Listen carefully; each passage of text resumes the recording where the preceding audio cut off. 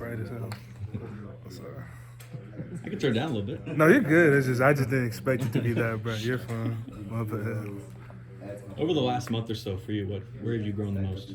For me personally, just mentally, like my mental aspect of everything, because everything physically was there. It's just the mental aspect of football, and just the grind. And I feel like the run game, especially, just learning the playbook more and more every week, and just under soaking in everything that the older guys taught me, and just getting better every day. That's one thing.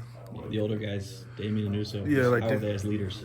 they're great leaders. Dame has been so great to me. He's an honest guy, truthful. Even when it hurts, he's always been a truthful guy. He does everything the right way, and he led by example. Uso taught me really to have fun while playing football, and also taught me just like they led by example. Just during the winter conditioning, everything like that. It was just cool seeing those guys do what they do and and taking it my own way. Against KU, having Jalen contain was a big part of that game. What was the trick into the defensive line being so successful? During the week, we really focused on him keeping him contained, because we know he's a mobile quarterback and he can get out running. And if you let that happen, he's dangerous out the pocket. And we just try to keep contained every week. Try to do more bull rushes and other things like that, more power rush moves. So that kept it key, and just like practicing it every day, and just repetitions and practice. That's what really helped. What have you seen from the Texas Tech offense, and what challenges do they present for you guys? The offense, they have an explosive offense. Obviously, they're one of the best teams in the country.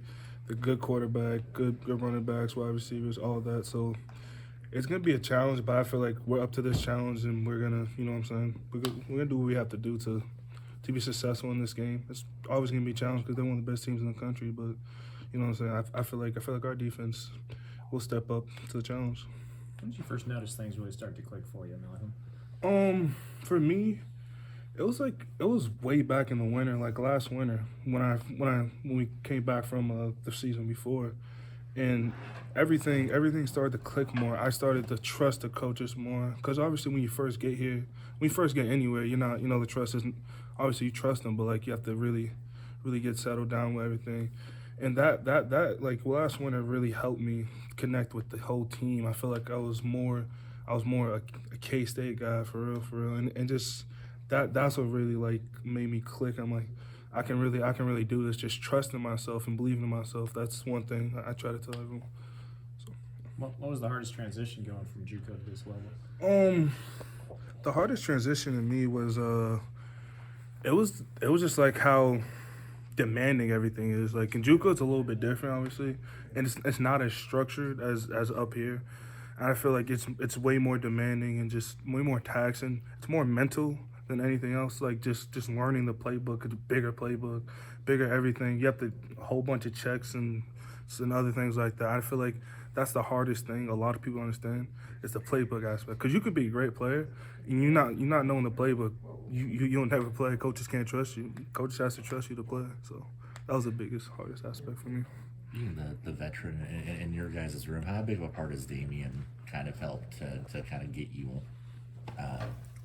kind of going in the right direction? Damien has helped me a lot because he's the leader that tells you things when you don't want to hear it. He tells you the uncomfortable truths, and that has helped me a lot. Like he's telling me things that I probably didn't want to hear at the time, but it's helped me. He's showed me a lot of the things that I should be doing as a football player, and try to help lead with him, and just learning from him has made me become a better player overall. I feel. You kind of go into how you ended up at K-State and your journey. The journey.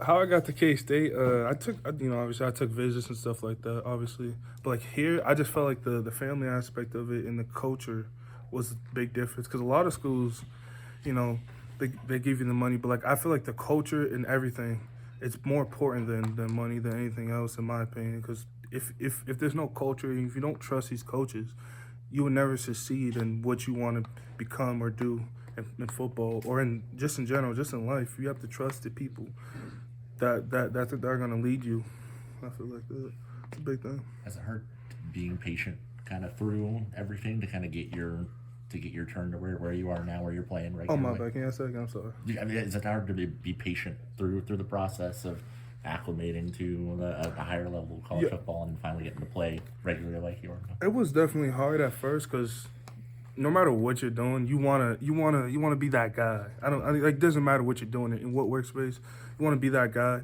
and not being the guy at first and hitting rock bottom before you have to go up. It was definitely hard. It was challenging mentally, but I felt like it made me grow as a person. It was definitely worth it because without challenges in life, you can't become the person you are today. You have to go through challenges. You have to go through discomfort to become the person you are today. That's how I feel about life. And yeah, definitely was hard, but I think it was worth it. I say no matter what, I wouldn't change a thing, in my opinion.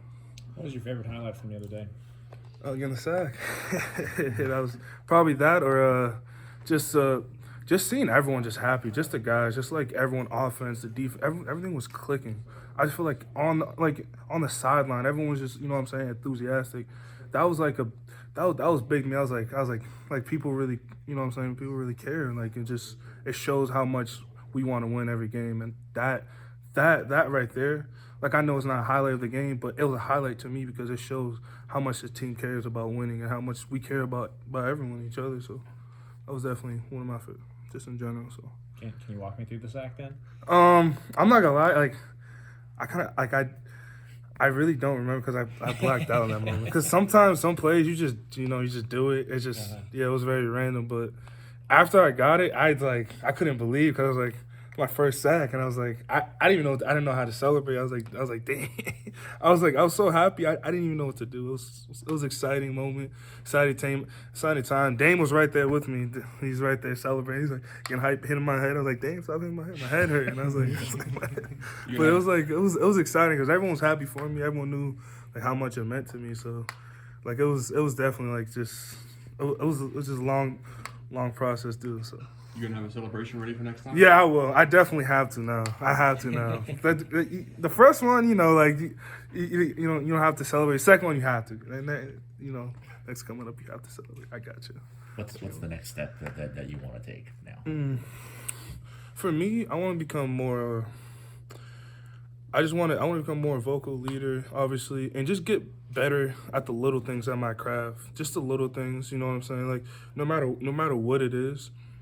Excuse me, my bad. No matter what it is, an aspect, it could be the run game, could be pass rush, it could be anything. It could be just running. It could be literally anything. I feel like the little things are important because that's how you take that next step where everyone wants to be at the NFL. So I feel like just doing the little things better is very important. So. Do you have a lot of interest at a high school, or was JUCO? How did that process work? I was a late qualifier, so at first I didn't get the 2.5 till June, so very late. And the only school I had was University of Rhode Island, and I felt like I could get better offers, and I was like there's a couple JUCOs, but Butler was like one of the better ones I've heard of. I didn't even take a visit there. I just went straight there. I didn't know nothing about El Dorado.